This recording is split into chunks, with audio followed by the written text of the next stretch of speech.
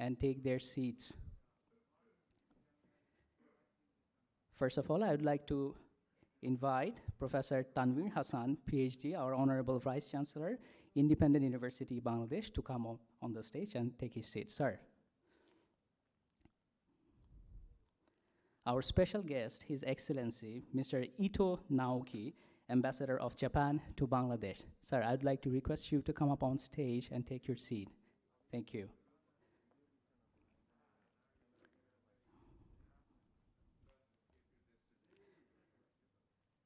Our special guest, His Excellency, Mr. Jeremy Brewer, Australian High Commissioner to Bangladesh. Sir, please kindly take your seat on the stage. Thank you. Our special guest, Mr. Iqbal Abdullah Harun, Additional Secretary, Ministry of Environment, Forest, and Climate Change. Sir, I would like to request you as well to come up on the stage and take your seat. I would like to request our session moderator, Ambassador Retired Tariq A. Karim, the Director of Center for Bay of Bengal Studies, Independent University, Bangladesh, to take his seat as well. And we have Dr. Imadul Islam, the Research Lead, CORVI, and Deputy Director, Center for Bay of Bengal Studies, Independent University, Bangladesh. I'd like to request all of our dear participants, esteemed faculty members, and beloved students to take their seats.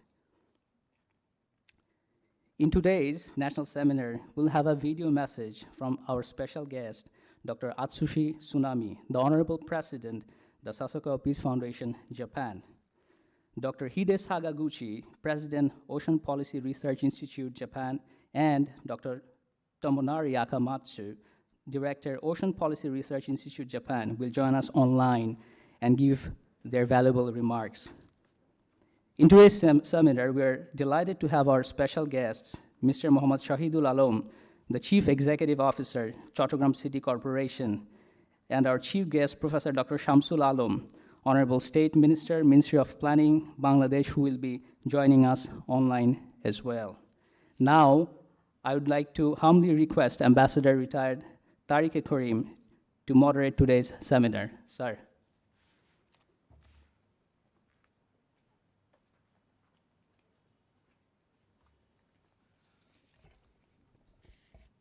Assalamu alaikum, good morning. Greetings to all our special guests who are present, to our distinguished special guests, chief guests who will be joining online, to all participants present personally and virtually, the audience present in person and virtually, faculty, students, friends of the media. It's a privilege to have been associated with the CORVI project.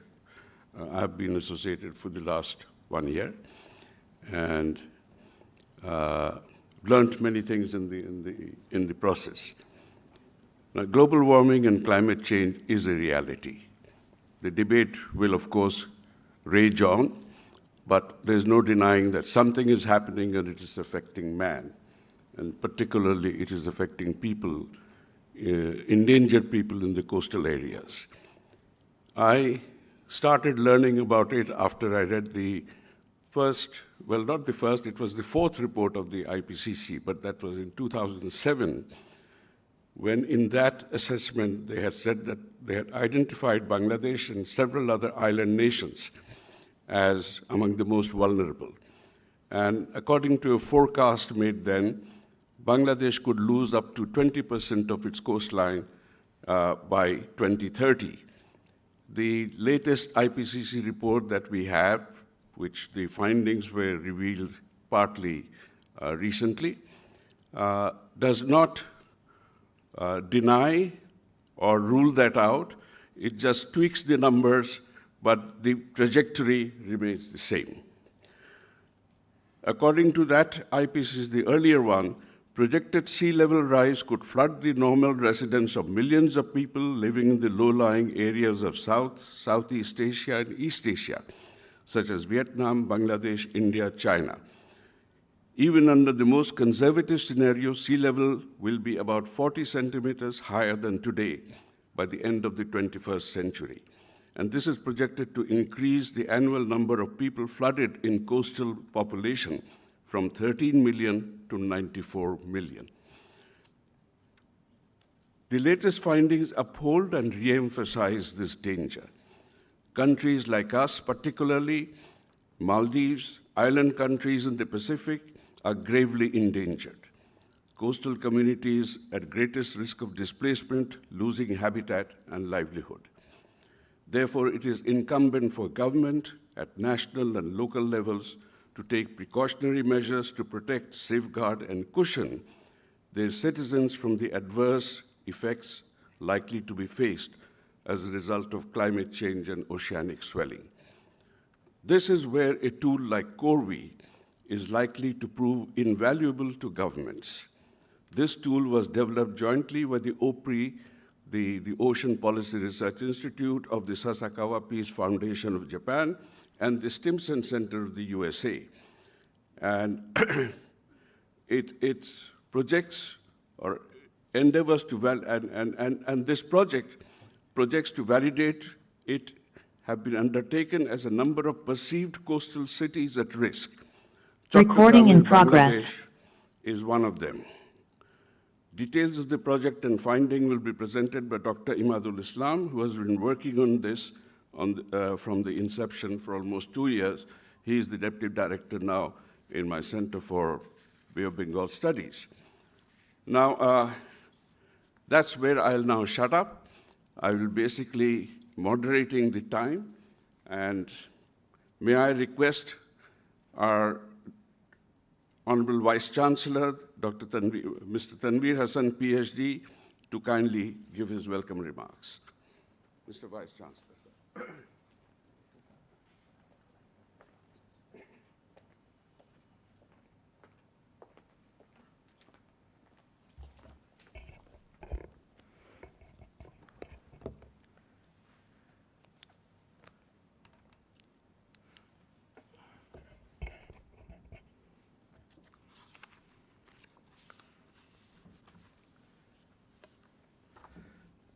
Assalamu alaikum, namaskar, and a very good morning to you all.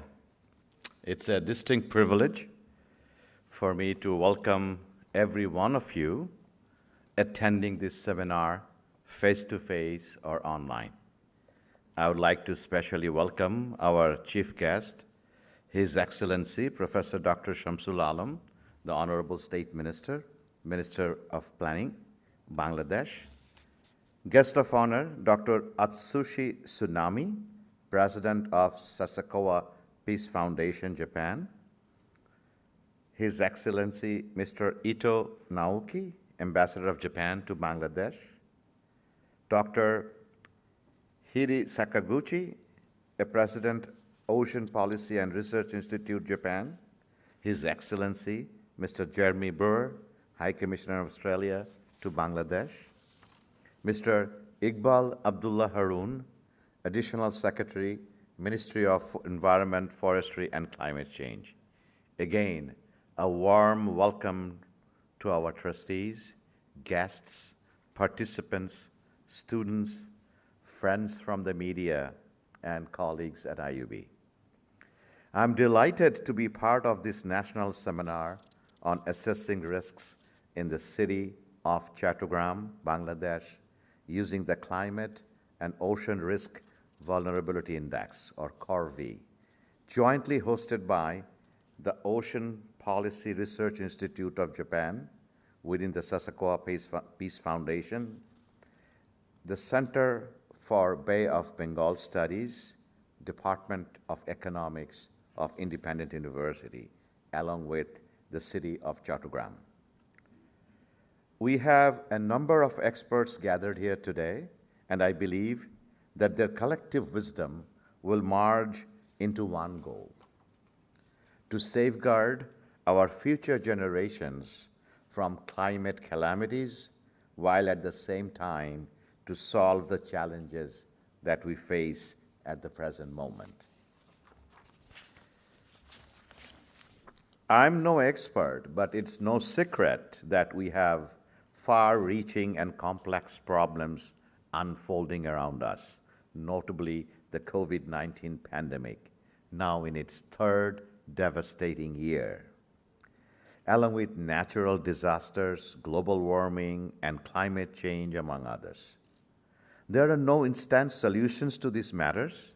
We must work together to meet and overcome these multidimensional changes through sharing ideas, acquiring inspiration from each other, and transforming them into a viable framework for collaboration, formulating workable policies that translate into actionable plans and actions. The risk and vulnerability are systemic and interconnected. It is therefore important to strengthen the resilience of the most vulnerable against the different types of risks, like climatic, geophysical, economic, or health-related risks. Developing countries are particularly affected by the impact of climate change. They are the hardest hit because they are more vulnerable to the damaging effects of a hazard, but have lower coping capacity. 8 out of the 10 countries most affected by the quantifiable impacts of extreme weather events in 2019 belong to the low to lower middle income category countries. Climate change can only be dealt with unparalleled levels of global cooperation. That is why Independent University Bangladesh has collaborated with OPRI and Sasakoa Peace Foundation. This project is a testament to IUB's commitment to ensure affirmative actions to address challenges like climate change and disaster management. The lessons learned will not only help Bangladesh to proactively take preventive course of actions to protect all our coastal geoscape, but perhaps become a modular tool for suitable adaptation in other similarly endangered coastal areas of the planet. I would like to especially thank all the researchers and participants who have contributed countless hours to complete this project. Again, I thank you all for your time and your presence here today. Thank you.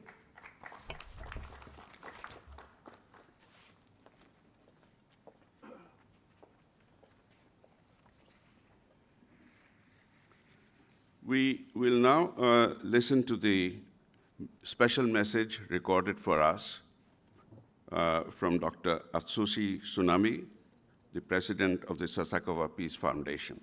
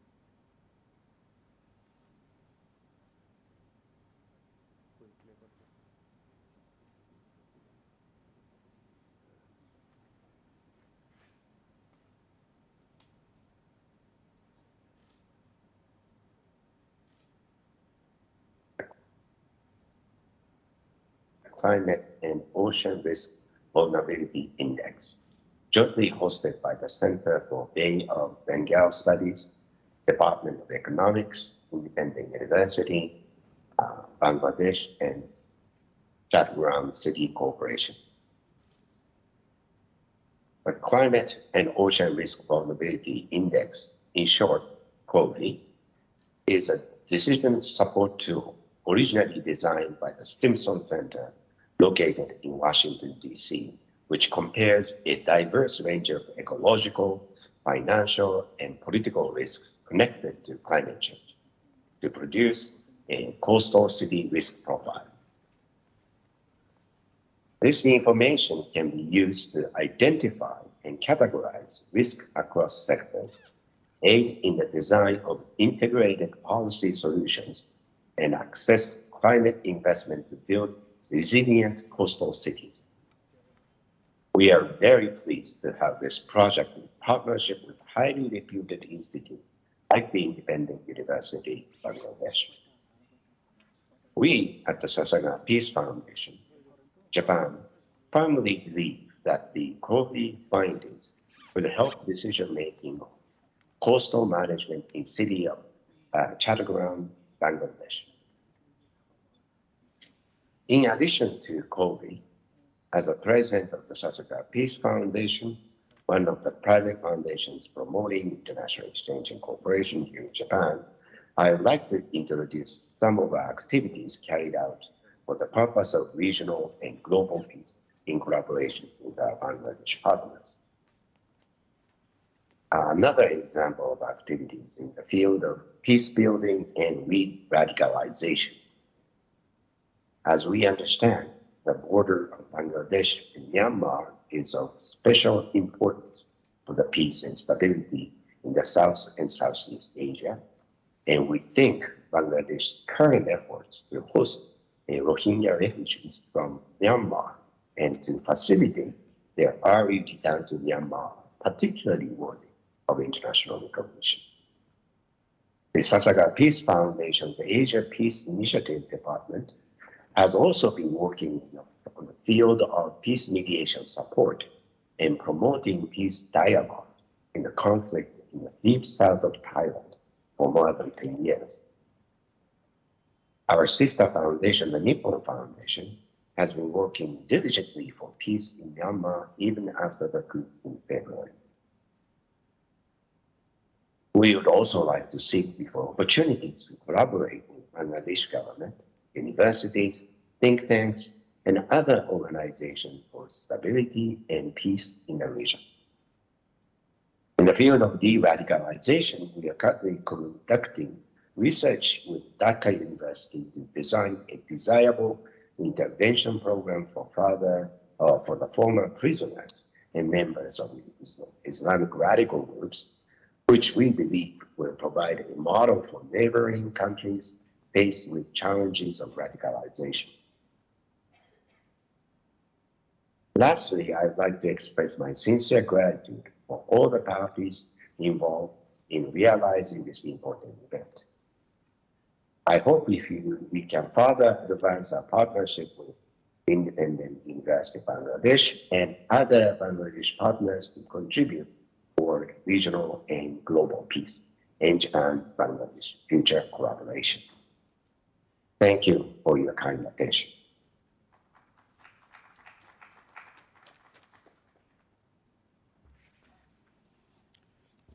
Thank you very much, President Atsushi Tsunami of the Sasakawa Peace Foundation, for your inspirational remarks. And we thank you also from the Center and the IUB for your continuous and sustained support, not only to the project, but we look forward to having continuing collaboration with the Sasakawa Peace Foundation and the Ocean Policy Research Institute in the future also. I would now like to welcome Dr. Miko Maekawa of the Ocean Policy Research Institute, who is delivering an address on behalf of Dr. Hide Sakaguchi, who is away from Japan, abroad in Europe. So, Dr. Maekawa, may I invite you to deliver your remarks, please? Thank you very much for the kind introduction. I hope you hear me well. Well, Dr. Hide Sakaguchi sends his apology for not being able to be with you here today due to his international travel.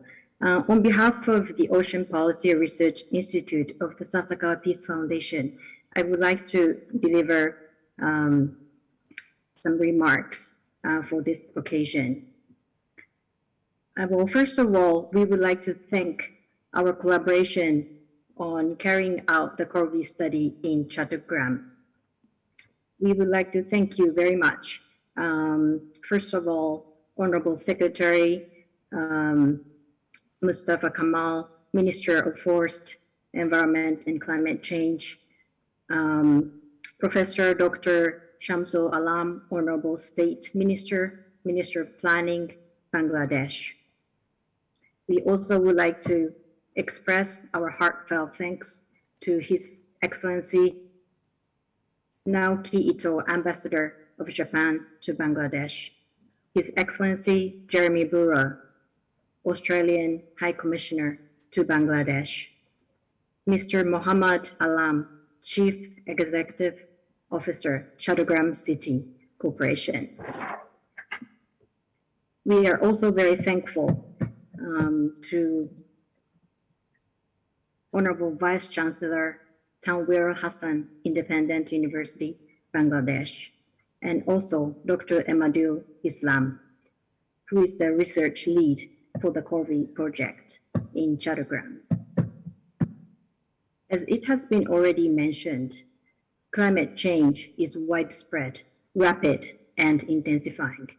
According to the most recent IPCC report, which is the Assessment 6 Working Group 1 report, coastal areas will see continued sea level rise throughout the 21st century, contributing to more frequent and severe coastal flooding in low-lying areas and coastal erosion. Extreme sea level events that previously occurred once in 100 years could happen every year by the end of this century. For cities, some aspects of climate change may be amplified, including heat, since urban areas are usually warmer than their surroundings. Flooding from heavy precipitation events and sea level rise in coastal cities will happen more frequently. So with this alarming background, we really have to accelerate our efforts in fighting climate change. And CORVI is one of the important building blocks. As Ocean Policy Research Institute, we had the opportunity to attend the UNF Framework Convention COP, UNFCCC COP26 in Glasgow last year. And we note three major achievements from the COP. First is that world leaders agree to reduce the greenhouse gas emission to suppress the global warming at 1.5 degrees. And I think this is a very important milestone, which really changes the courseway for many climate change actions. Second is the confirmation to deliver the financial commitments which have been agreed already in Paris and not being fulfilled at this point. The financing is still very much lacking, and that has to be rectified. And the third is to double countries' efforts in the area of adaptation. And these global commitments have to be fulfilled by concrete local actions. Therefore, efforts such as CORVI is very, very important. We are very pleased that we're coming up with very good and solid research results in Chattogram. And the next important step is to put this good analysis into useful, put it into good use. In that sense, we really count on local leadership, ownership, to utilize the findings of CORVI to bring about change and to improve people's livelihoods in the coastal areas. So we very much look forward to lively discussions today and continued collaboration. Thank you very much.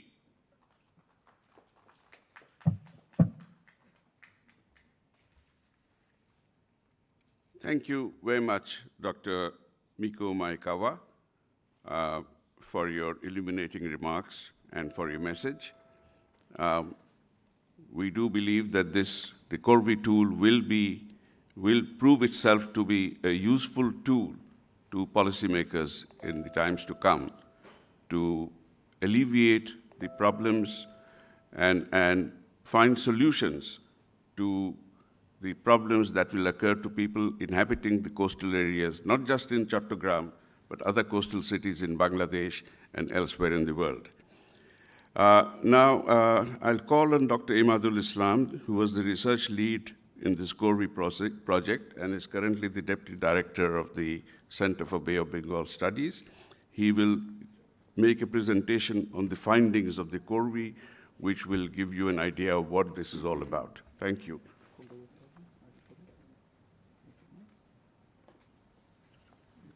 Slide to them.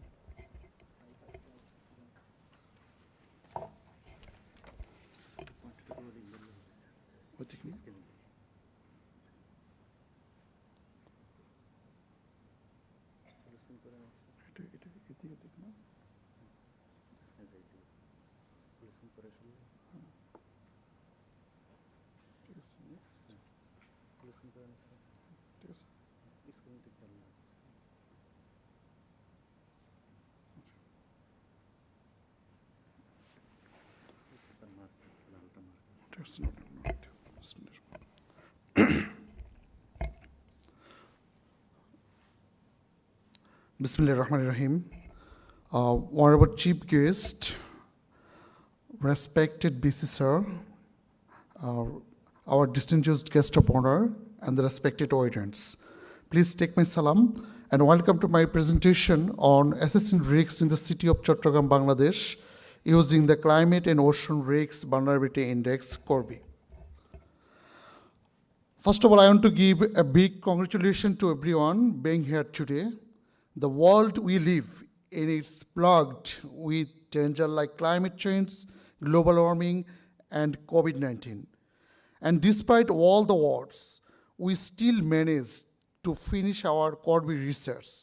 So let's give us a big round of applause to our CORVI research team, Bangladesh. This is our CORVI research team, Bangladesh, all of our research team members, our advisors, Honorable Professor Dr. Niaz Ahmed Khan, and our Honorable Advisor, Ambassador Retired Mr. Tariq Karim, and our all four research team members, myself and Dr. Amir Mohammad Nasrullah. He's a professor from Department of Public Administration, University of Chittagong. Dr. Amri Khaled Saifullah, Assistant Professor, Department of Economics, Independent University, Bangladesh. And Dr. Shahriar Kabir, Associate Professor, Department of Economics, Independent University, Bangladesh. We know climate-induced disaster is one of the greatest challenges for the world today. No one denies the effect of climate-induced disaster is threat for existing human civilizations. Disaster has severe negative impacts in developing countries, and the poor are likely to be the hardest hit due to their lack of adaptive capacity and resilience. A very recent report produced by United Nations Development Programme estimates that in 2020 alone, in the world, a total 980 disasters caused by natural hazards cost the global economy over 210 billion USD. In particular, disaster recovery costs the world's 77 poorest countries on an average 29 billion US dollar annually. Another estimate that is produced by according to United Nations, the global population is expected to increase to 10 billion, with about 40% of the world population living within the 100 kilometers of the coast.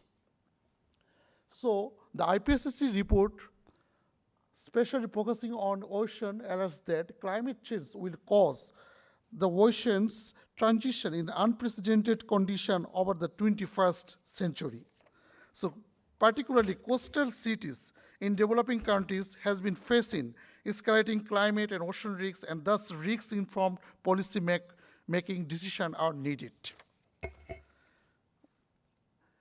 In response to increasing climate fragility risks in coastal developing countries, Ocean Policy Research Institute, the Sasakawa Peace Foundation, has launched the joint research project with Stimson Center, the policy think tank in Washington, D.C. in 2019. These joint projects aims to assess holistic climate and ocean risks to help coastal cities build resilience. The Climate and Ocean Risks Vulnerability Index is a tool to identify the financial, political, and ecological risks from climate change. So what are actually benefits to the target audience? So it's an analytical tool assess city-level climate risks in coastal cities. It's for the governments, prioritize actions, devise innovative policy solutions, and attract international fundings to build resilience. It's for the public and private investors, improve investment decisions that target action of effective resilience building in coastal cities, and it's for insurance agency to improve asset pricing and risk transfer.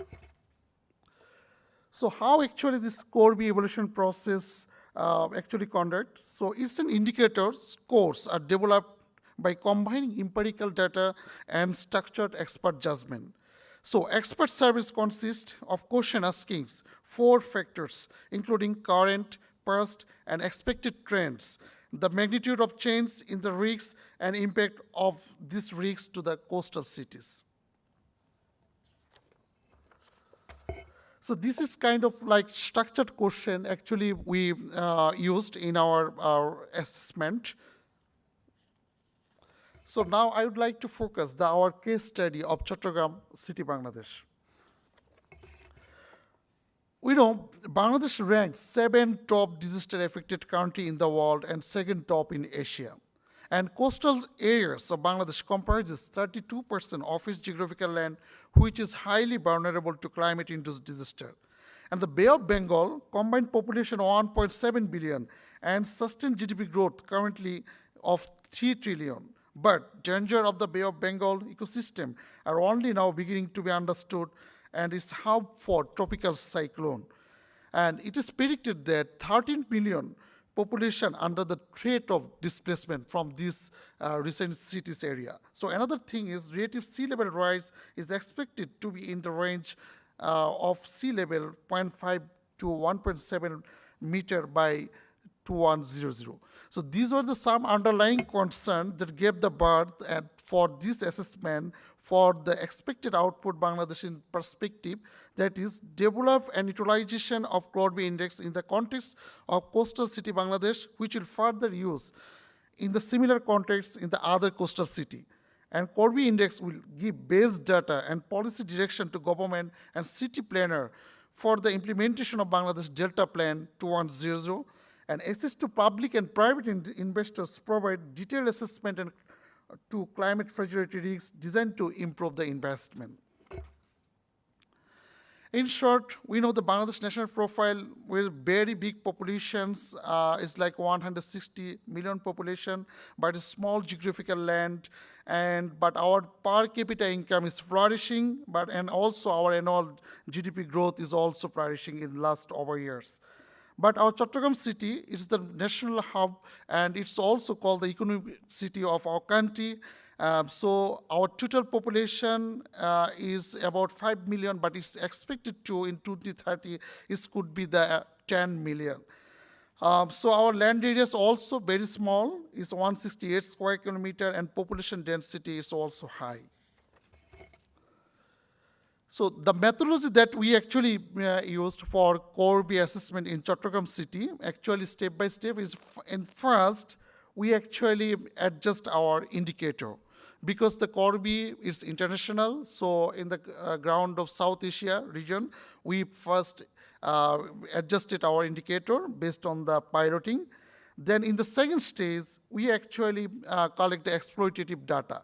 That I already mentioned previously, that CORVI is the combination of exploitative data and also the structured expert judgment. Then we also select another 13 coastal cities from South Asian regions.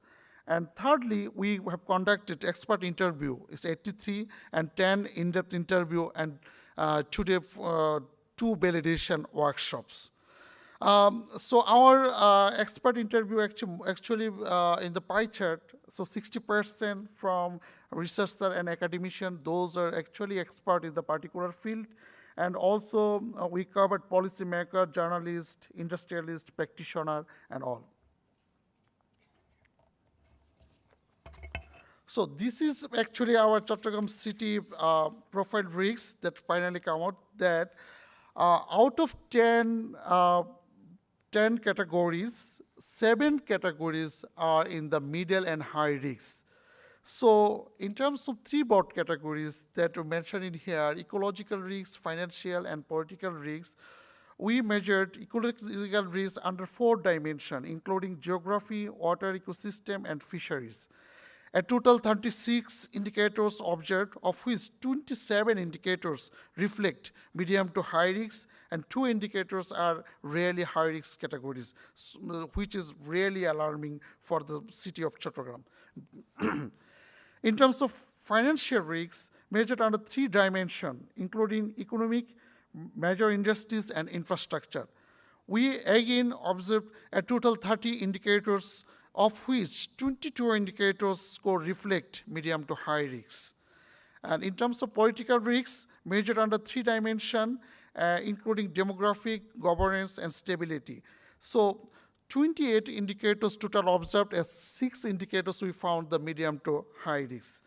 So it can be concluded that the situation of Chattogram City Corporation under the 3 broad categories and 10 subcategories, the climate, ecological risks, and financial risks is so high. So we must take a proper precaution for this for next level. So actually, what government intervention have done over the year? So we know the Bangladesh is remarkable for some of the climate change adaptation, and we also call the climate champion in the world. So we have done some of the good policy document already prepared that I mentioned here. There's the Bangladesh Delta Plan, which also highlighted these issues.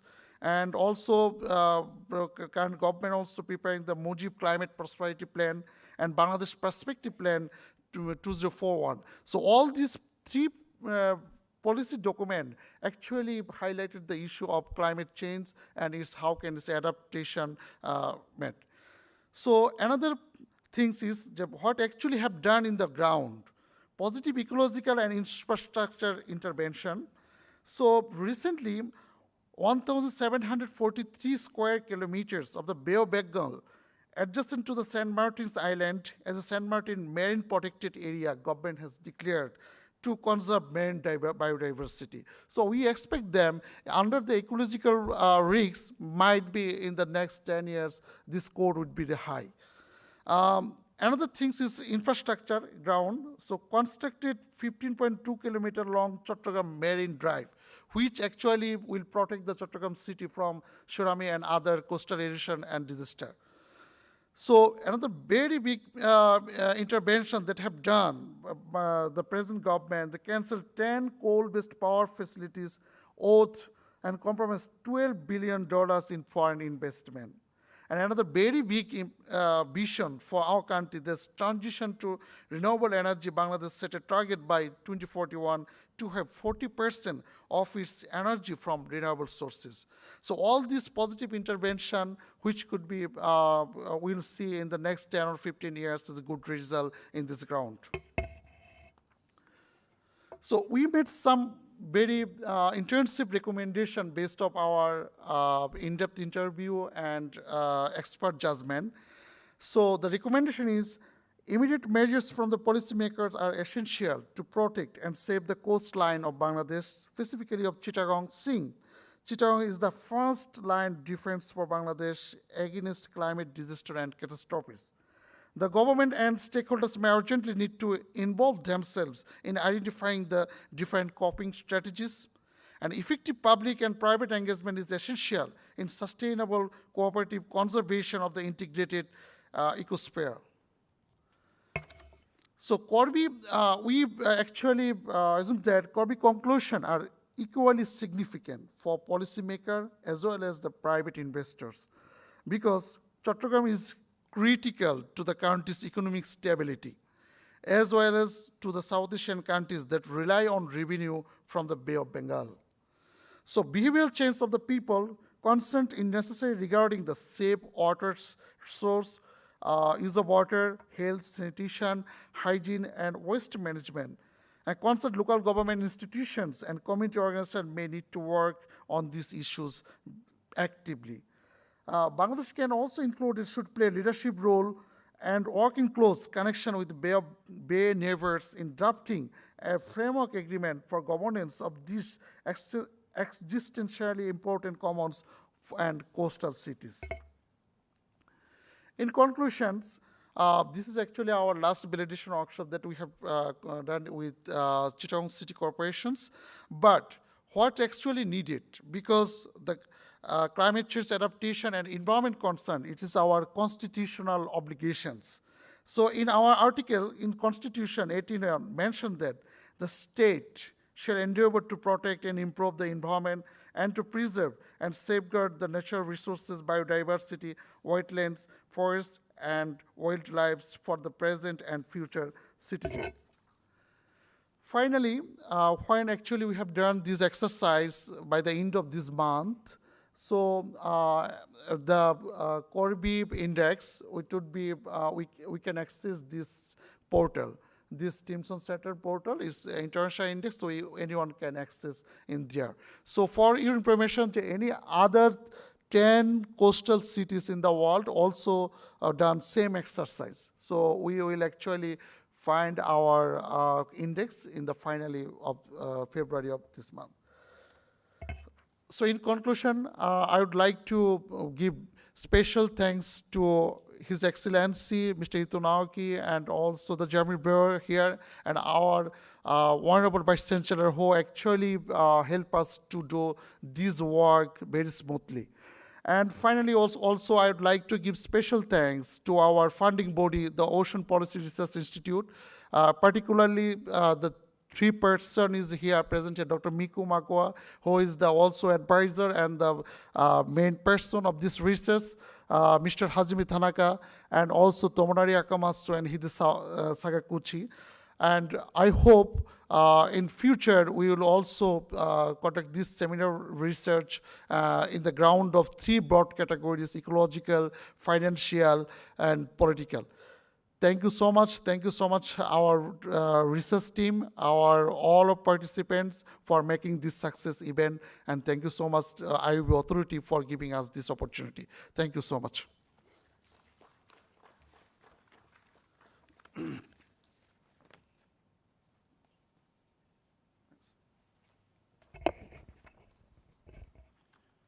Thank you very much, Dr. Islam, for making clear to us what the CORVI project was all about, and also the findings which we hope will be important in helping all of us in the global community facing climate change effects to prepare for and tackle the effects. I now would like to invite Dr. Tamunari Akamatsu, the director of the Ocean Policy Research Institute, Japan. He will join us online to give the OPRI's concluding findings on this project. Thank you. Thank you so much for introducing me. My name is Tomonari Akamatsu, call me Tom, the director of the Policy Research Division of the OPRI, the Sasaka Peace Foundation. And today I really celebrated this really important meeting and also appreciated the organizers for this really kind of fruitful contents of this kind of international obligations. And, you know, our society rely on ocean very much heavily, not just for the transportation, but also like seafood and also like a carbon sink. The Bangladesh have a world biggest mangrove, and that is a great carbon sink to stabilize the global climate. So we tended to focus on much more what we can get from the ocean, but it is now the time what we can contribute for the ocean we need to think about. You know, the ocean is limited capacity. The ocean is not infinite. By far, we get a lots of energy, resources, and food, and many convenient tools from the ocean by far. But now we need to make our effort to protect and to sustainable use for the ocean now. And actually, the risk exists, as we well know about that. The Tonga have a big eruption about several weeks ago, and very much unusual tsunami hit it around the Pacific coast, and the speed of the tsunami is even faster than expected. So still, the ocean have very kind of the difficult to observe, and any risk could happen, even the risk we do not recognize yet. And thank you for the Emmanuel Islam's presentation. His presentation about the CORVI actually showed some risk score for each region and countries. And that is a great work to assess what kind of risk we're going to face in the future. In the beginning, the risk in the ocean or risk in the environment, we tend to focus on the biodiversity or protection of the endangered species. That now it is not just for the wildlife, it is our society. The cyclone, typhoon attacks the coastal water of Bangladesh and also the Japanese water, coastal water as well. We have a big, strong typhoon attacking every year, many times.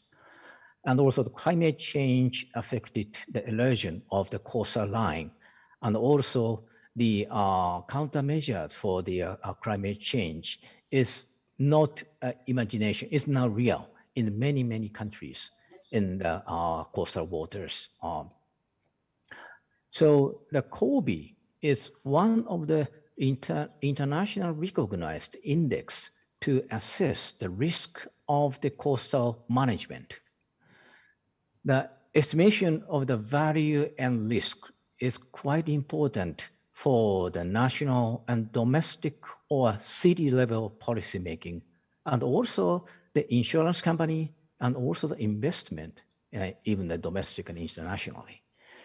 So this kind of risk assessment is not only for the policymaking, but also the actual economy development and to develop the resilience of the local economy is requiring this kind of the index rating for each factors.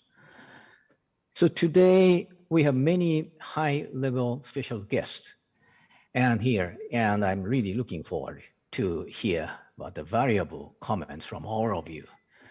And finally, I will make emphasis about that Bangladesh is one of like a kind of department of the ocean benefit and ocean risks. Your countries have a lots of biodiversity and long coast and many, many different stakeholders living in the coastal waters. So here, I really wish that Bangladesh and collaborating with the OPRI, Japan, make some clear solution how we can manage and how we can solve that issues, and to showing the countermeasures and showing the policy. And that will be a world important model to be used worldwide in a different country facing the same ocean risks. So looking forward to listen. Lots of different comments from the different stakeholders presenting this meeting. Thank you so much.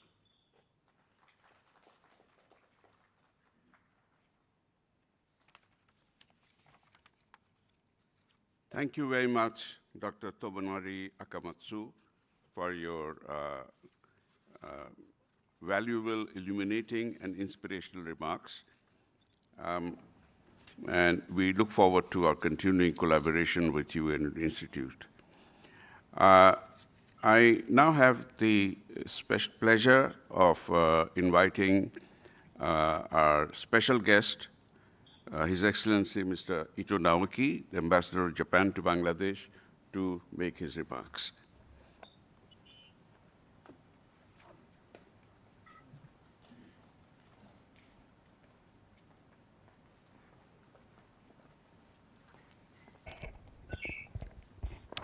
Thank you, Ambassador Korim.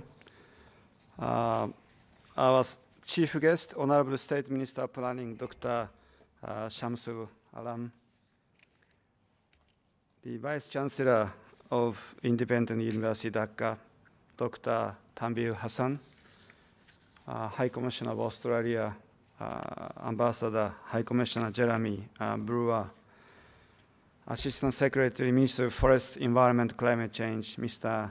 Iqbal Harun, and members of IUB, and those involved in the research collaboration at the Ocean Policy Research Institute of Sasakawa Peace Foundation, Dr. Tamunari, Akamatsu, and other members. Assalamu alaikum, good afternoon, and if I may say, konnichiwa. So I'm so delighted to attend this seminar, jointly organized by the Ocean Policy Research Institute, Sasakawa Peace Foundation, and the Center of Bay of Bengal Studies and Department of Economics, IUB, in collaboration with Chattogram City Corporation. To me, this is a very, very timely joint collaborative event between the University of Bangladesh and research think tank of Japan. Because, as you know, Japan and Bangladesh celebrated 50th anniversary of diplomatic relations only last week. So we have been time-tested friends. So I was so delighted to do this official event to celebrate our 50 years of friendship in style last week, in spite of this corona pandemic. But only a week after that, now two educational institutions, research think tanks are collaborating each other and focusing on a very, very important topic of mutual concern, climate change and its impact on the ocean. So this is really, really a timely event. If I may add, so this is a collaborative effort with Chattogram City Corporation. So the curtain raiser of 50th anniversary of Japan-Bangladesh celebration was actually the visit by the ships of Japan's maritime self-defense forces. So two ships from Japanese maritime self-defense forces, Uraga and Hirato, visited Chattogram port. That was a curtain raiser of 50th anniversary. So collaboration between two organizations, Japan, Bangladesh, in collaboration, in association with Chattogram City Corporation. So this is really, really significant to me. No doubt, this ocean risk in response to climate change is a very, very important subject, particularly how you consider its influence on cities, very, very crucial agenda for us to continue to consider, particularly in relation to development of developing nations. So Bangladesh is a climately vulnerable country, if I may say so. So I think this index will have a very, very important relevance for the decision makers to consider how we are going to implement those policy plans towards the future. So Bangladesh has this Vision 2041, that is to bring Bangladesh to the level of developed nation, so in 20 years' time from now. So, but in order for Bangladesh to implement this Vision 2041, how you're going to frame this element of climate change and its impact on the coastal cities is going to be very, very crucial. So IMF came here December. They sent this Article 4 mission. They praised the development of Bangladesh. They showed very promising future potential of Bangladesh economy. But they also said that how you address climate vulnerability, how you make Bangladesh economy more resilient to climate change is also very crucial, significant part for decision makers, policy makers to consider towards the future. I think in that sense, this research work done by two organizations will be a very, very, say, essential for Bangladesh to think about. No doubt, Bangladesh is going to be the fastest growing economy in Asia. We are glad to note that government announced this GDP growth figure of last fiscal year, which is 6.94%, which is very, very high in light of this corona pandemic. But that shows that Bangladesh economy has been doing really remarkable comeback from this stagnation of corona pandemic, showed its resilience. I talked about Chattogram, which did a curtain-raising event for 50 years of Japan-Bangladesh anniversary. But Chattogram is, needless to say, a very important city for development, coastal city with its port function, crucial for the development. I had a chance to visit and called on Mayor of Chattogram City Corporation, Mr. Chaudhary, December and January.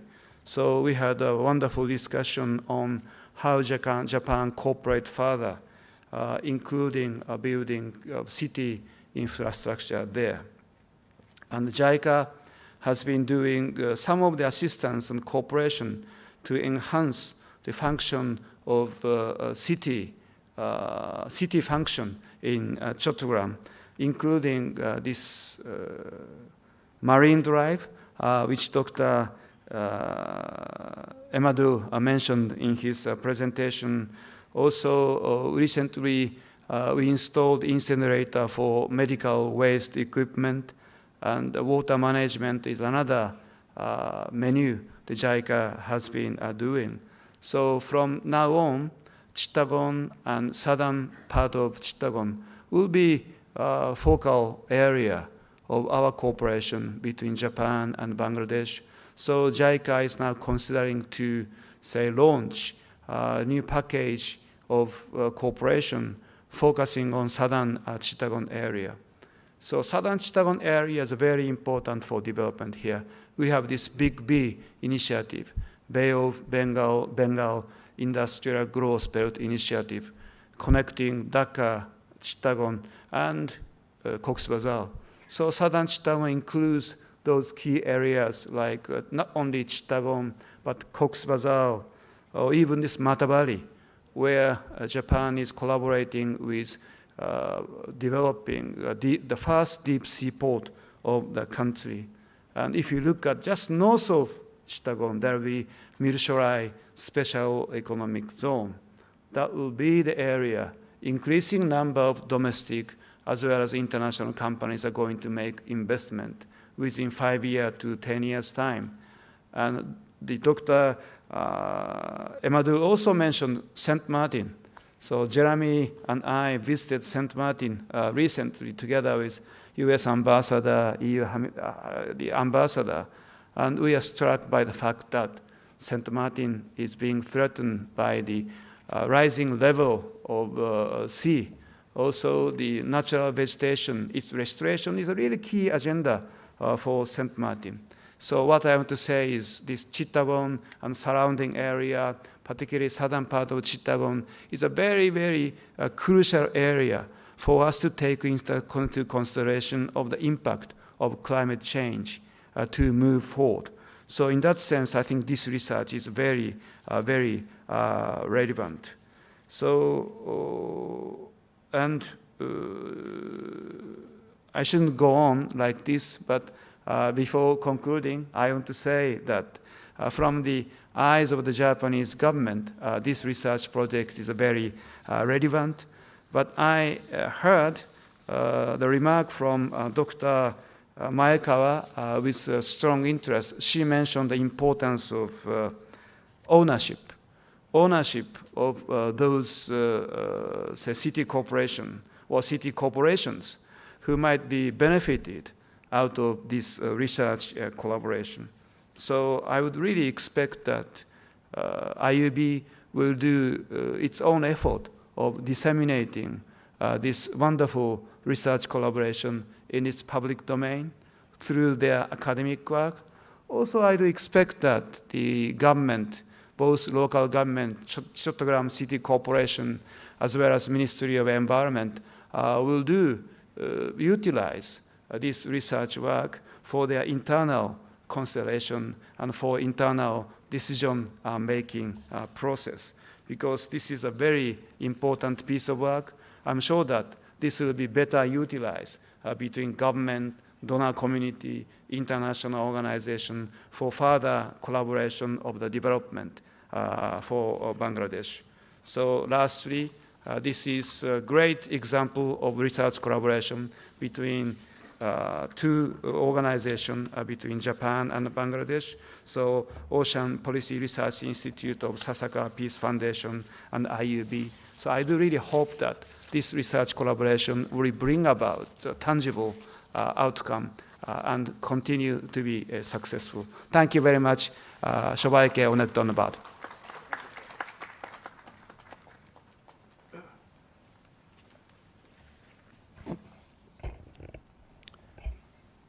Thank you very much, Excellency Ambassador Ito Naoki, for your inspiring remarks and for highlighting how Bangladesh and Japan have been partners in development for the last 50 years. I'm aware, and having been at the ministry in the early years of Bangladesh immediately after independence, of the close cooperation that we developed with some of our earliest development partners, Japan being one of them, and so also Australia, where our early trainees from the Foreign Service were sent to Australia for Foreign Service internship in the Australian Foreign Office. So it's very appropriate also that we are both coastal, we are a coastal city, but Australia and Japan are both coastal cities or continents, and coastal countries and continents. And they are subject to the same problems and challenges in a magnified way as we are. So I invite His Excellency Mr. Jeremy Brewer, High Commissioner of Australia to Bangladesh, to share Australia's perspective of this very important issue. Thank you very much.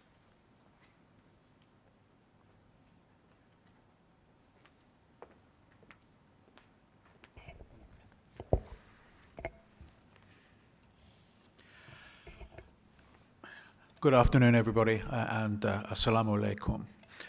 Can I thank you, Ambassador Tariq, for that very kind introduction, and can I thank you, Vice-Chancellor Professor Tanvir Hassan, for making it possible for us to meet here today.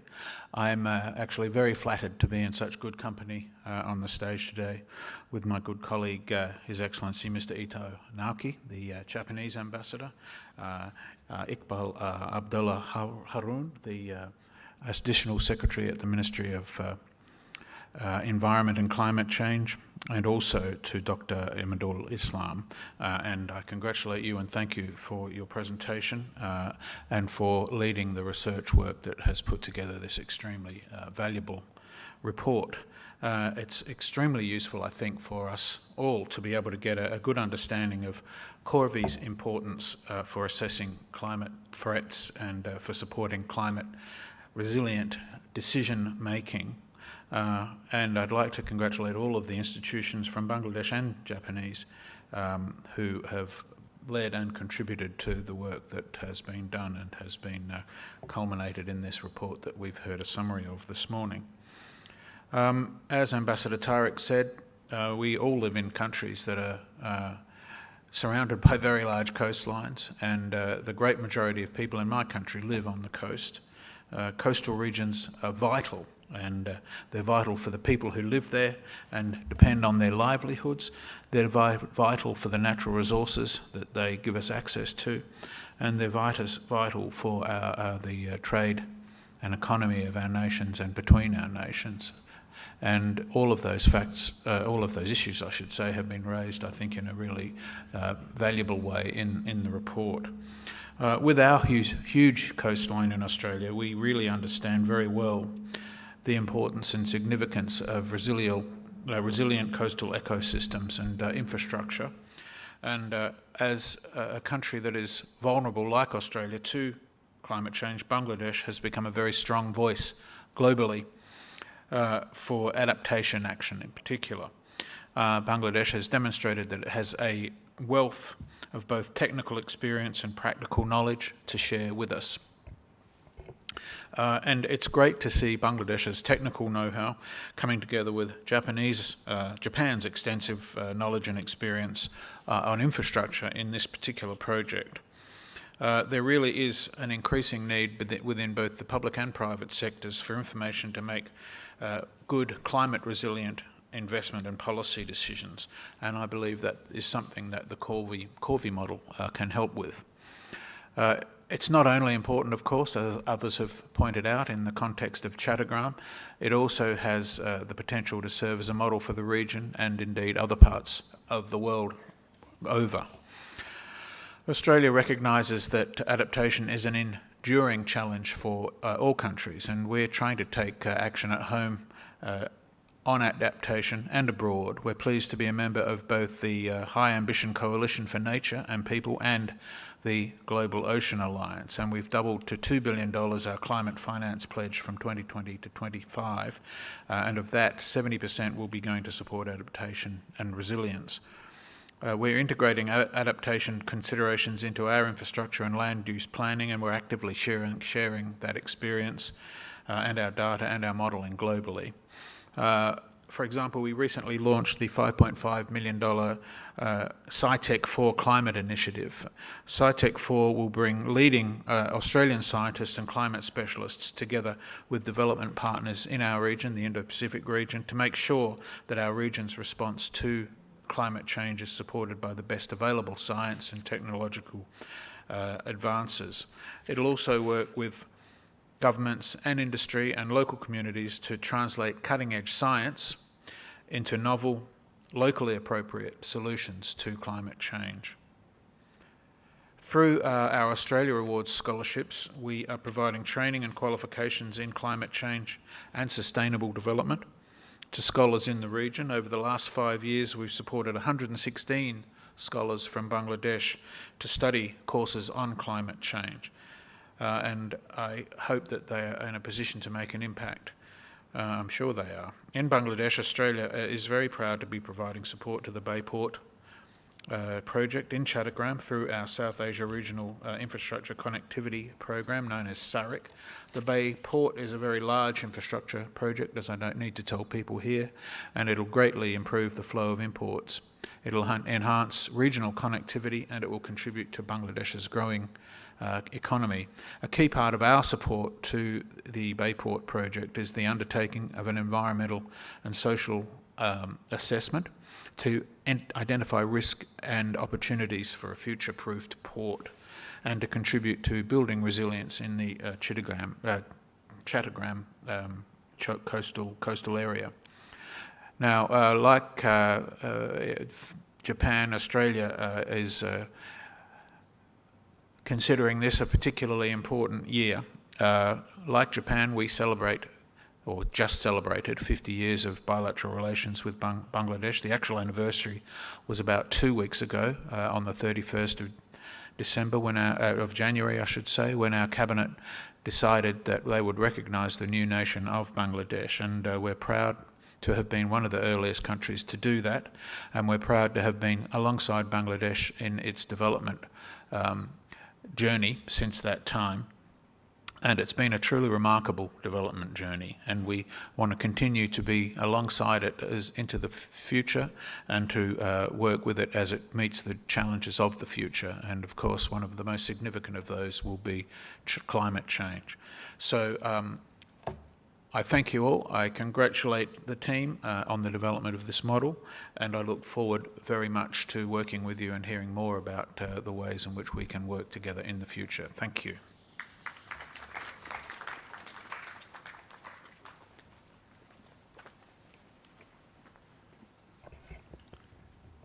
Thank you very much, High Commissioner, for your very kind remarks and for sharing the Australian perspective of how you're dealing with these challenges. This is indeed, in the 21st century, it has assumed existential significance for humanity's survival, particularly that vast chunk of humanity which inhabits coastal areas throughout the globe.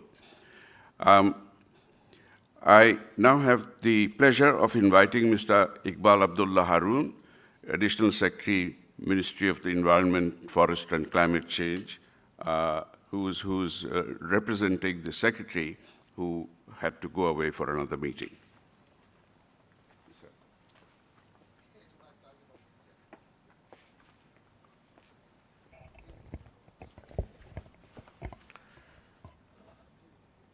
Honorable State Minister for Planning, Professor Shamsul Alam, Excellency Vice Chancellor of IUB, Excellency Ambassador of Japan to Bangladesh, Excellency Ambassador of High Commissioner of Australia to Bangladesh, also representative from CORVI and also from Center for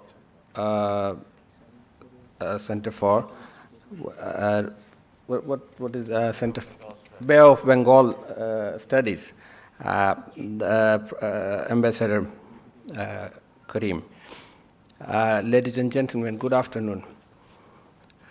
After listening the scenario of climate change impact on Bangladesh, talking on behalf of the government is always difficult because a lot is happening in the front of environmental changes. But again, recent changes in global climate change is also widespread, rapid, intensifying, and unprecedented. And Bangladesh is no exception. As we know that high growth has incremental negative impact on environment, but we cannot spare growth. We have to grow and we have to feed 165 million population here. Human intervention and exploitation of nature is at all-time high, causing massive loss of biodiversity which we are unable to reverse. Climate balance is under serious threat, and conserving nature is the most difficult challenge for developing countries with high population like ours. I look after the forest department, and every day I have tons of complaints that people are invading the forest. And this is impossible for government to check one by one. So that is the reality. Impacts of climate change in cities are widespread and is likely to be even worse in cities with more tree coverage and biodiversity like Chattogram. Coastal habitats are facing additional challenges that anticipated due to sea level rise, waterlogging, and inundation of valuable land masses. So what government can do actually? So I think today's issue is very pertinent of having a partnership between government and academics and other sectors. It should not be a government job, it should be everybody's job. And I think the team, CORVI team, those who developed CORVI deserve a big congratulations because this is complementarity that we need in terms of managing the environmental issues in Bangladesh. So we cannot reverse the process now. Impact of climate change, reversing is very complex and very long time consuming. So we cannot do that. Let's not think about that.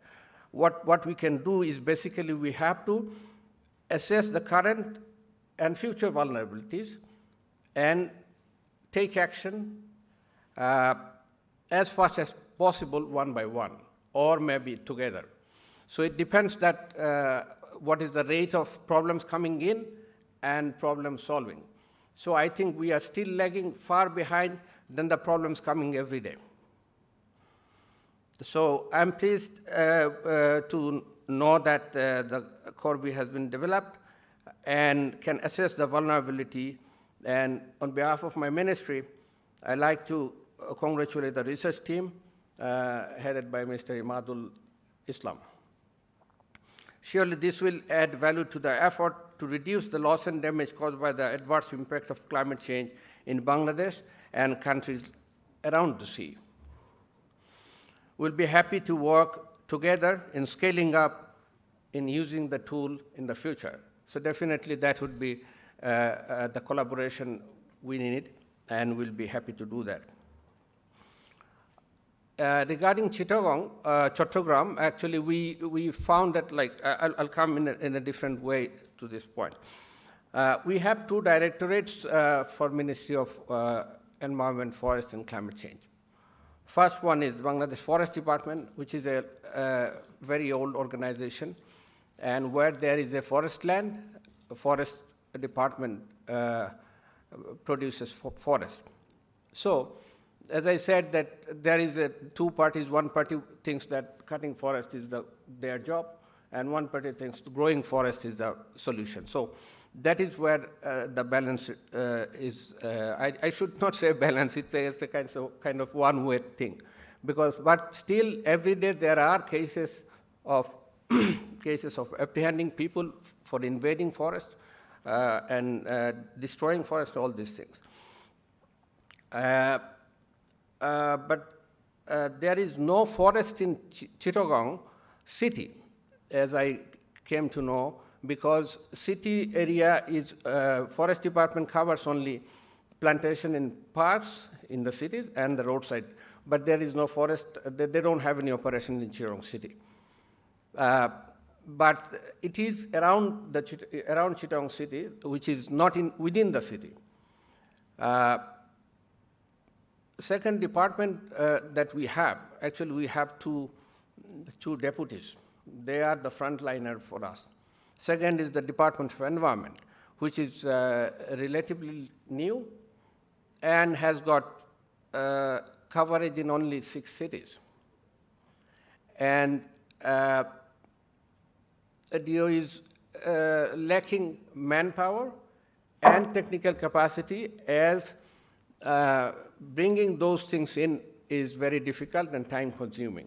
And recent kind of corona outbreak, off and on, processes are not continuing, we cannot complete the process in very short time. But recruitments are going on, and we have increased that department's presence in district towns from 4 to 6 very recently. But they are mainly focusing on enforcement. So enforcement is, again, challenging because polluters are powerful than many. I should not be comparing with somebody, but they are very powerful. So that takes a long way to settle something once it starts. Like if you apprehend them, if you stop their production, then ultimately that goes a long way up to court and long process. So that is also a challenge that is faced by the government and also the management. Regarding the integrated coastal management, currently we don't have integrated coastal management right now. But in our, we have heard from Mr. Madul that government has got big investment in the big projects. So that is there, but we are in the National Adaptation Plan 2022, which is yet to be published. We have 6 sectors, actually 4 sectors are discrete sectors, and 2 are cross-cutting sectors there where we are thinking of integrated planning. The sectors are water, agriculture, coastal zone, and urban area, and the cross-cutting areas are health and gender. So this is what relates to the point that you raised about the integrated coastal management. As a whole, the pressure on the environment to manage is immense, as we are following a high growth development strategy. So now we have started discussing the green growth, embedding the growth environment into the growth, not separating like 59 ministries in one side and one ministry is fighting that. It's not. We want to make everybody a soldier for environment. Every ministry should be having their own kind of environmental management strategy when they are planning their processes. However, capacities remains a challenge, and but the pace of degradation is maybe surpassing what are being done by the government. But we need to reverse that. However, it is important that we know the problem, and we are in the process of developing systems. Our Honorable Minister is online. He knows that we have several strategies, including the 2100 Delta plan.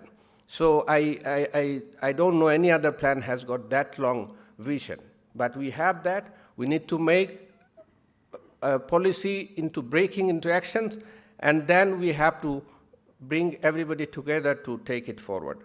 With this, I thank you for inviting me and listening to me. Thank you so much.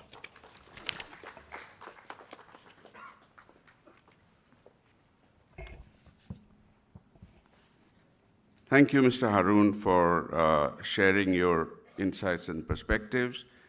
You've also pointed out, highlighted the challenges that you face being the line ministry at the forefront, having to confront these challenges, and you explained the gap that sometimes exists between facing an onslaught of problems and countering them with array of solutions to try and cope it.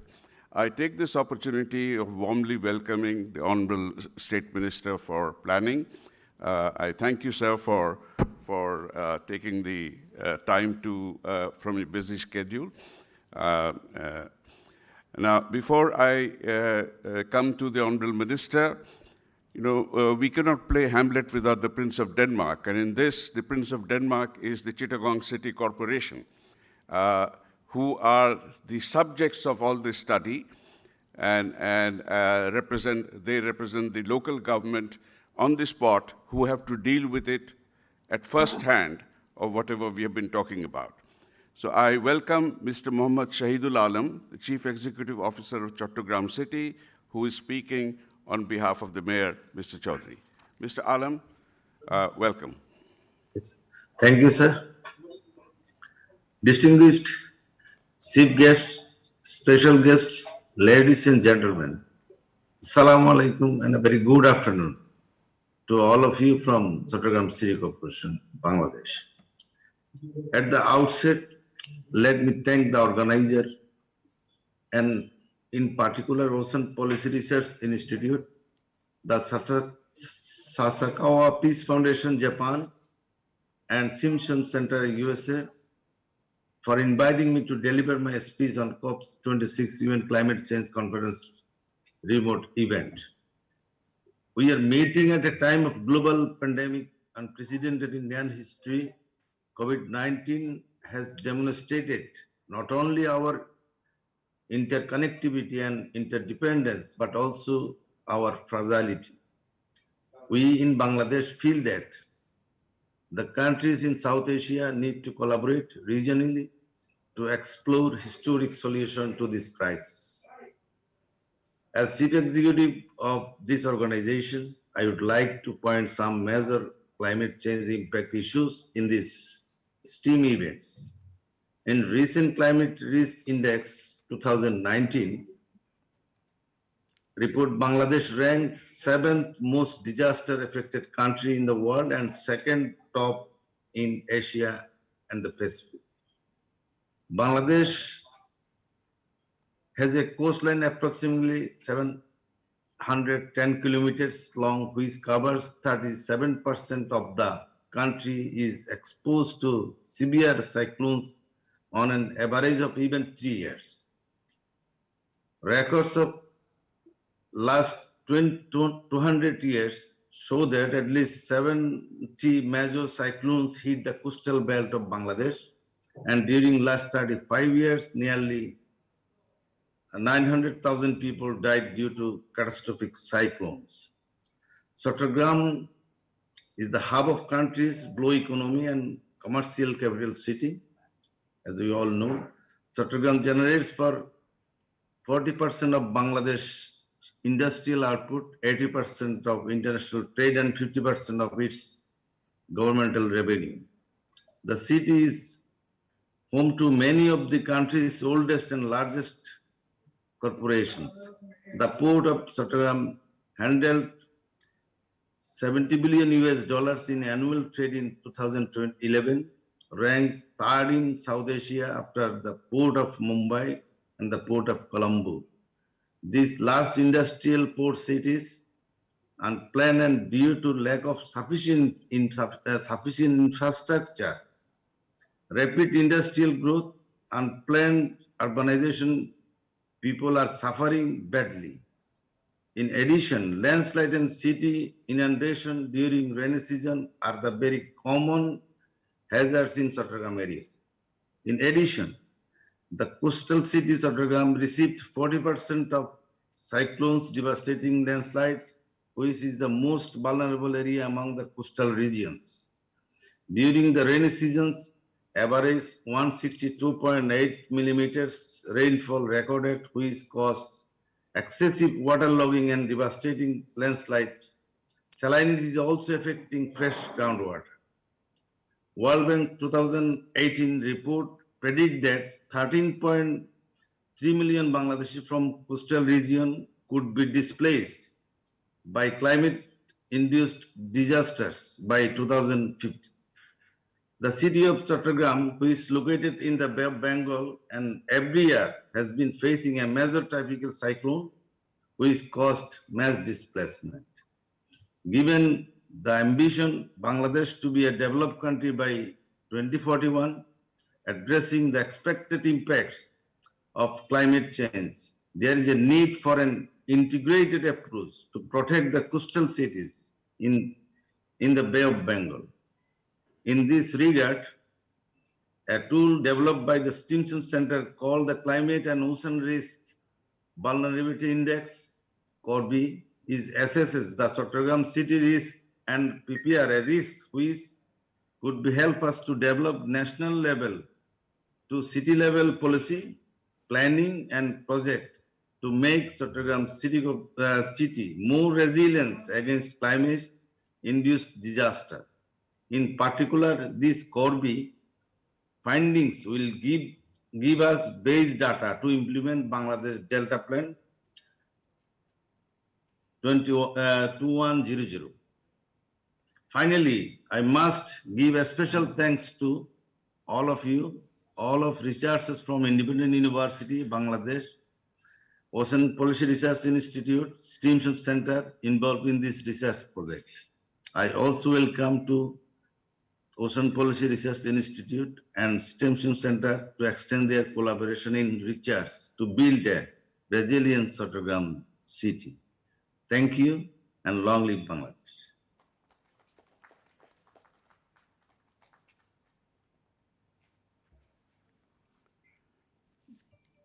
Thank you very much, Mr. Shahidul Alam, for highlighting what your city corporation has been doing, as well as underlining the challenges that you face.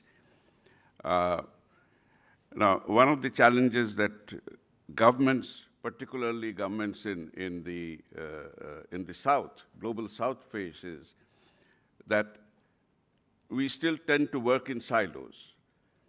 And that climate change and problems associated with it is something where we have to learn increasingly and with greater urgency how different arms of the government can interact with each other more and more. And the Additional Secretary, Environmental, Ministry of Forestry, Environment and Climate Change alluded to some of that.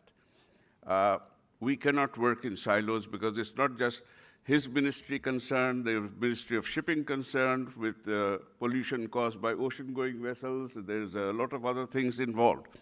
And that is where I think the planning ministry of any country, which has the overall picture of what is happening when and where, when a bridge is being constructed over a waterway or something, the inputs of the shipping ministry has to be taken into account because the bridge might not be tall enough for the ships to pass under.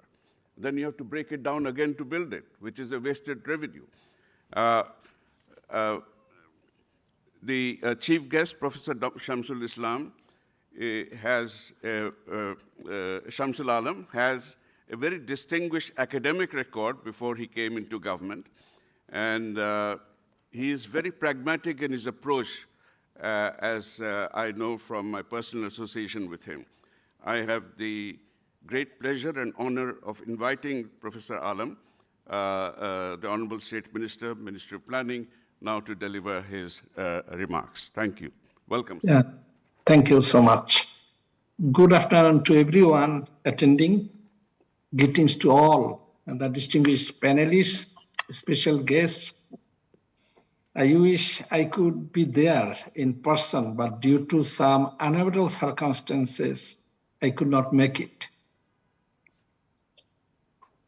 I would like to congratulate the Center for Bay of Bengal Studies, Independent University of Bangladesh, on completing such a significant project that can have a massive impact on our nation and the economy. Thank you, Ambassador Tariq Ekorim, for giving me as the chief guest, for inviting me as the chief guest in today's prestigious event.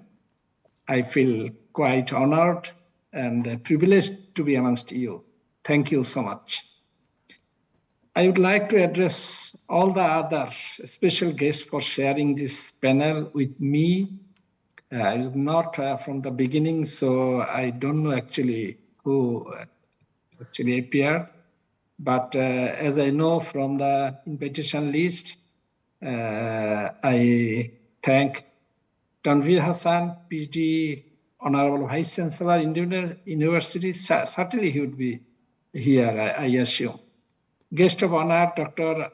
Atsushi Tsunami, President, Sasakawa Peace Foundation, Japan. Guest of honor, Abdul Hai Sarkar, Chairman, BOT, Independent University of Bangladesh. Dr. Hyde Sakaguchi, if I correctly pronounce, President, Ocean Policy Research Institute, Japan. His Excellency, Mr. Ito Nakari, Ambassador of Japan to Bangladesh. His Excellency, Mr. Jeremy Brewer, High Commissioner of Australia to Bangladesh. Representative, Ministry of Environment, Forestry and Climate Change, Mohammad Shahidul Alam, CEO, Chattogram City Corporation. I'd like to especially thank all the researchers and participants who have contributed countless hours to this project, and congratulate the Center for Bay of Bengal Studies for having undertaken this project to generate the index as they presented in today's seminar. You all know Bangladesh is one of the worst climate affected countries in the world. The fact that 2/3 of the population is living less than 5 meters above sea level demonstrates how much vulnerable the country is to the climate hazards like flood, storm surge, and inundation. In our country, a study by World Bank, the title of the study is Economics of Adaptation to Climate Change, reported the damage and losses from Cyclone Sidor accounted to US dollar 1.7 billion, which was 2.6% of our GDP in 2007. One estimate suggests the cost of national economy resulted from natural disaster in terms of production foregone, loss of livelihood, and infrastructure amounts to 0.5 to 1% of GDP per annum over the decade of 2000s. Around 60% of the population, directly or indirectly, relies on agriculture, constituting roughly 13% of GDP. It is estimated that the continued effect of climate change can reduce rice production by 3.9% and agriculture GDP by 3.1% each year. An important breakthrough on the strategy and policy front happened recently with the adoption of Bangladesh Delta Plan, and many of you referred to, and even in the main presentation, you heard about this plan, a unique plan of the country. In the world, I think, no country has a 100-year plan addressing climate change issues. The Delta Plan was approved in September 2018. In view of the long-term challenges presented by climate change and natural hazards, the government has formulated this long-term plan, Delta Plan, as I referred to. The BTP 2100 seeks to integrate the medium to long-term aspirations of Bangladesh to achieve upper middle income country status and eliminate extreme poverty by 2031, and being a prosperous country beyond 2041, with the long-term challenge of sustainable management of water, ecology, environment, and land resources in the context of their interaction with natural disasters and climate change. The government will support the formation of a Delta coalition to be formed by 13 countries for mutual benefit and the transfer of knowledge through exchange of water technologies for improved production and consumption of clean water.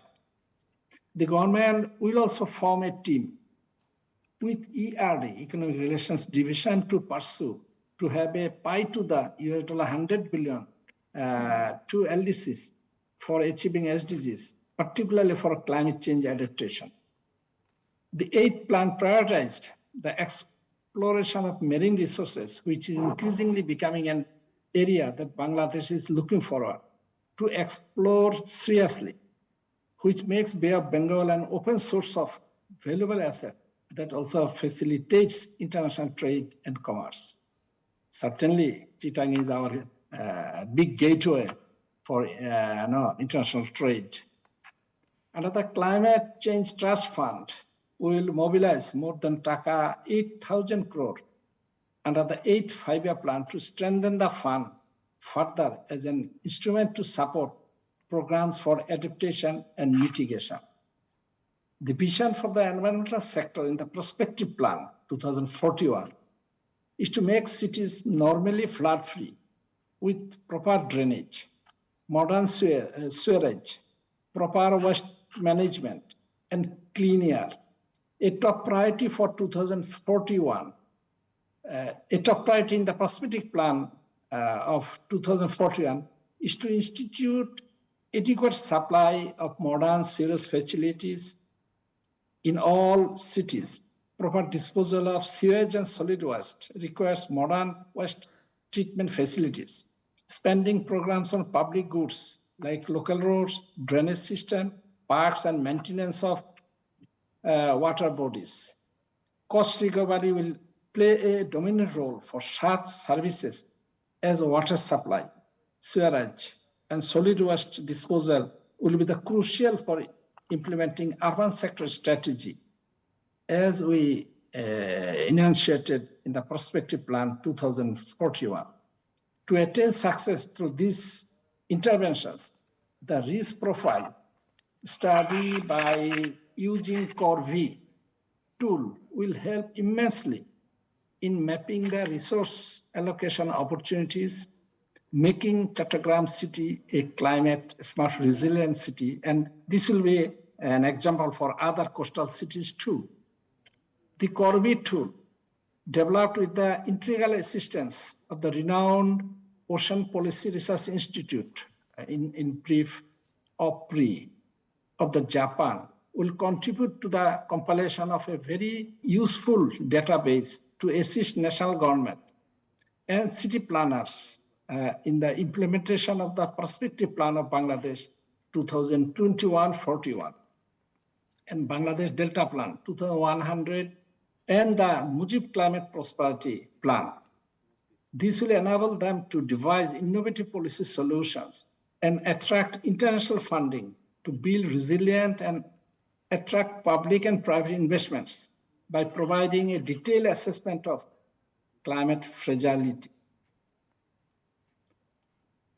We are fortunate to have such an exceptional partnership with the great nations like Japan and the US, who have consistently supported us in this important undertaking.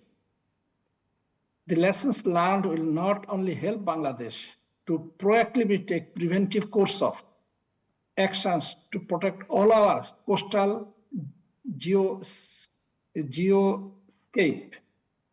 but perhaps become a modular tool for switchover adoption in other similarly endangered coastal areas of the planet. To conclude, I'd like to thank Independent University of Bangladesh once again for initiating these dialogues and also hosting this research project in their university.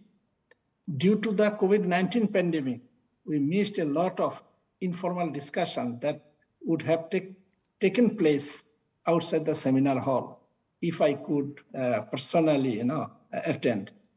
I note with appreciation the initiation of the Center for Bay of Bengal Institute project within IUB.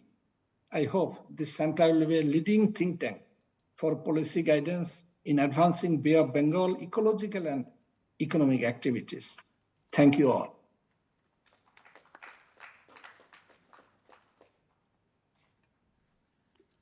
Thank you very much, Honorable Minister, for gracing this occasion with your presence and with your words of encouragement to us.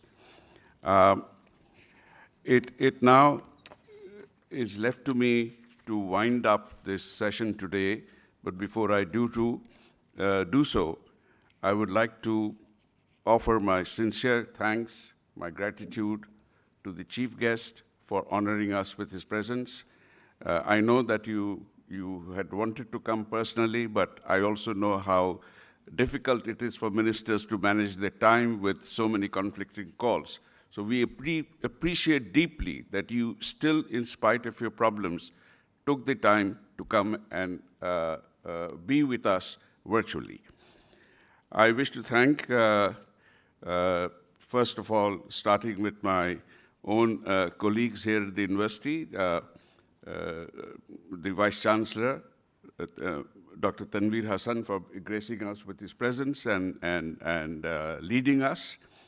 I wish to thank our guests of honor, Dr. Atsushi Tsunami, the Honorable President of the Sasakawa Peace Foundation, Japan, for having graced us with his presence online, and Dr. Miko Maekawa, the Senior Research Fellow on behalf of Dr. Sakaguchi of the Ocean Policy Research Institute.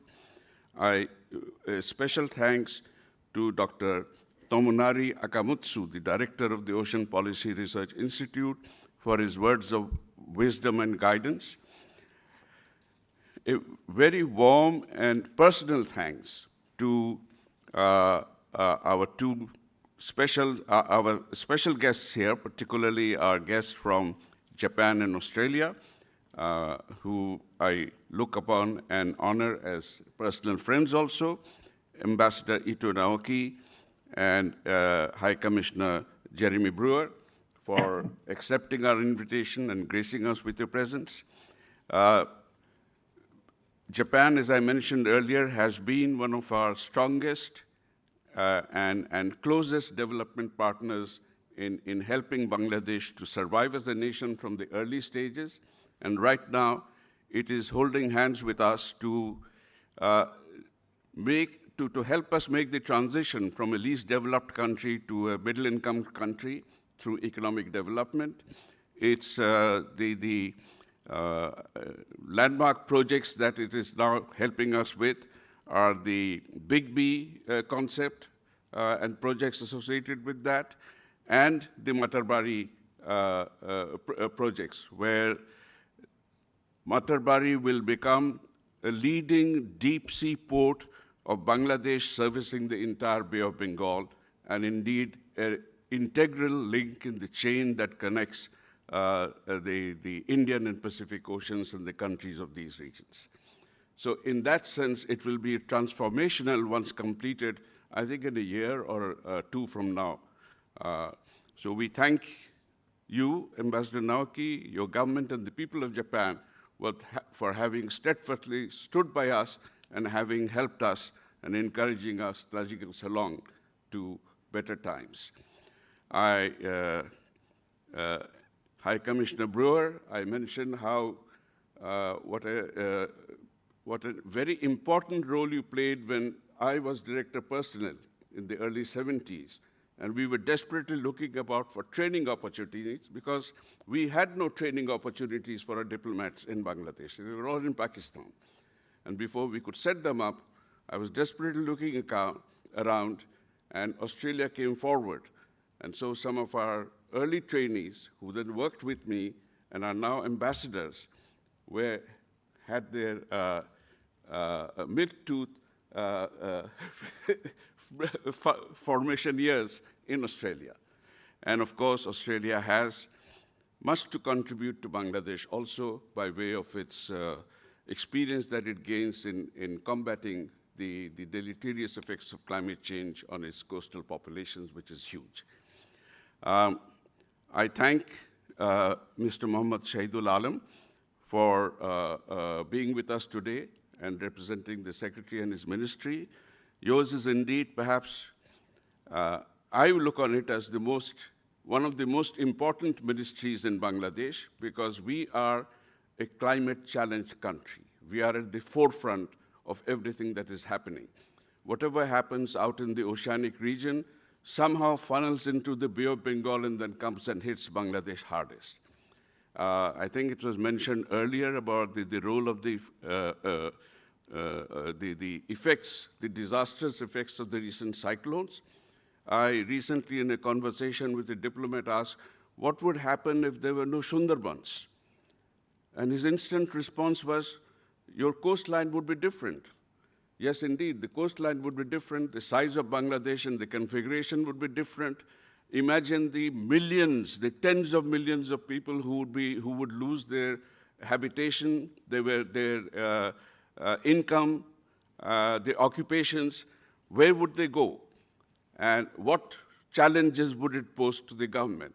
That is why the protection of our coastal cities and the coastal area this is the first line of defense that Bangladesh has against the elements.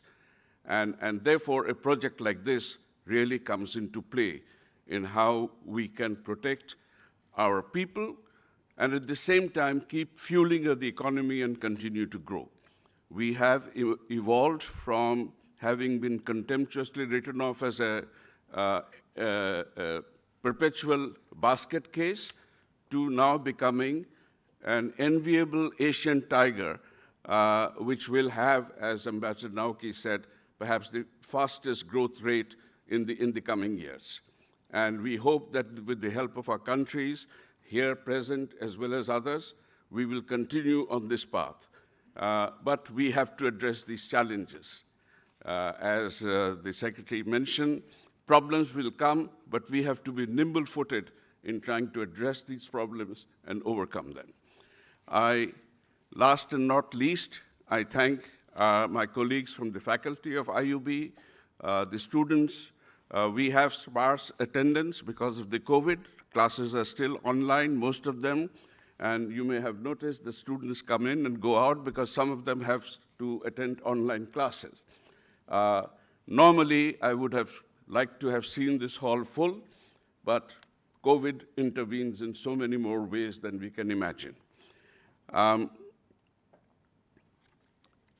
I would like to invite all of you participants, the distinguished guests in the front of the stage for a group photograph.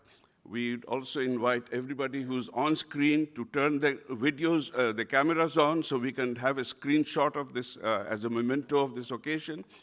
And IT, please take the screenshots while they are online. And then I would like to invite our distinguished guests over here and our faculty to please join us all for lunch in the faculty lounge. So there are some administrative announcements. I'll ask Riyadh to make them. Thank you very much, Ambassador Tariq Karim sir, for your closing remarks and vote of thanks. Before taking the group photo session, I'd like to request our Ambassador Tariq Karim sir to hand over the crest to Professor Tanveer Hassan, the Honorable Vice Chancellor of Independent University, Bangladesh.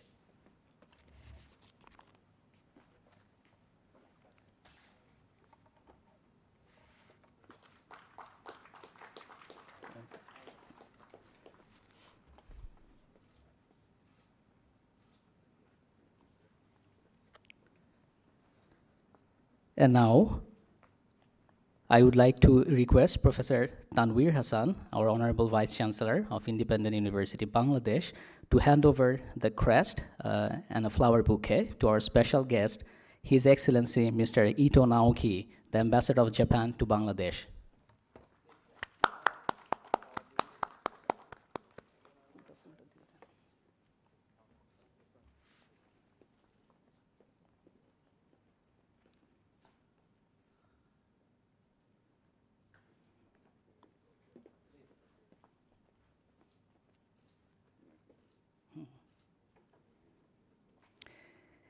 Thank you, sir. Sir, now I'd like to request our Professor Tanveer Hassan, the Honorable Vice Chancellor of Independent University, Bangladesh, to hand over the crest and a flower bouquet to His Excellency Mr. Jeremy Brewer, the Australian High Commissioner to Bangladesh.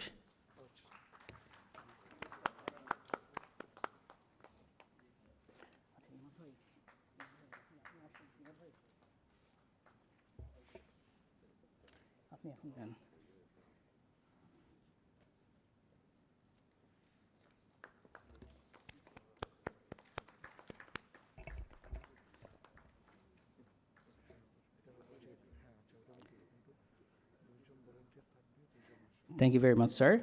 And now I would like to request Dr. Imadul Islam, the Deputy Director and Research Lead for this CORVI project, to hand over the crest to our special guest, Mr. Mohammad Mustafa Kamal, the Secretary, Ministry of Environment, Forest and Climate Change. But since he's not here, Mr. Iqbal Abdullah Harun, Additional Secretary, will be receiving the crest on behalf of the Secretary.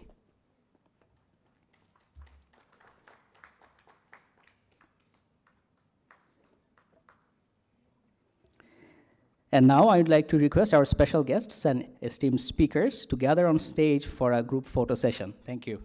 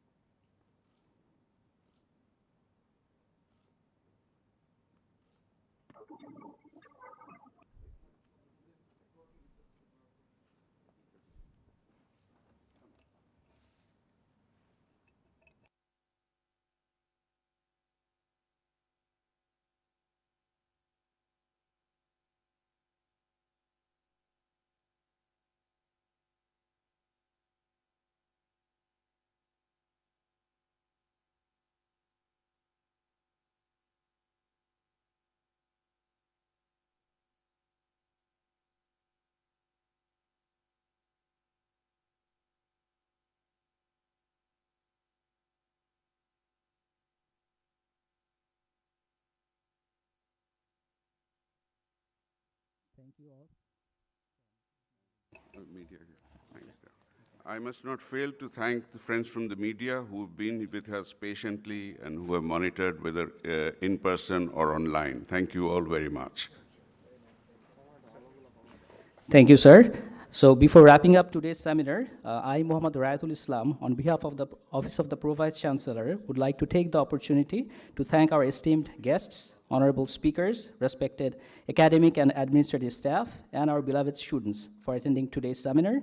I'd also like to thank all the members of the organizing and technical committee for their hard work and prompt support. Now I'd like to request the students and general participants to collect their food from the cafeteria.